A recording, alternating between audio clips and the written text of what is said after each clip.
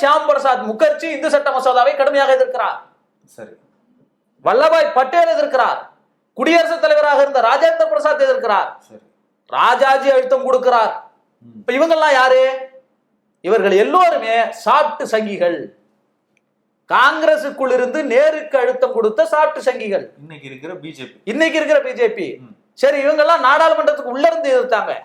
நாடாளுமன்றத்துக்கு வெளியில ஆயிரக்கணக்கான பெண்களையும் சாதுக்களையும், எப்படி காமராஜர் வீட்டோட தீ வச்சு கொடுத்து பார்த்தாங்கல்ல சாதுக்கள்ங்கிற பேர்ல டெல்லியில, அதே கூட்டம் நாடாளுமன்றத்துக்கு வாசல்ல அம்பேத்கர் அவர்களுடைய உருவமை எரிச்சாங்க.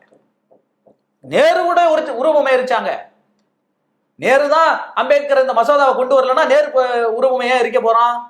அப்ப நேரு கொண்டு வருவதற்காக இருந்தார் என்பதற்காக நேருடைய உருவமை எரிச்சாங்க. அப்போ நேரு ரொம்ப ஸ்ட்ராங்கா இருந்திருக்காரு. சட்ட மசோதா கொண்டு வந்தே ஆகணும்னு. அதனாலதானே நேருடைய உருவமை எரிக்கிறான் அம்பேத்கர் உருவமையோட சேர்த்து.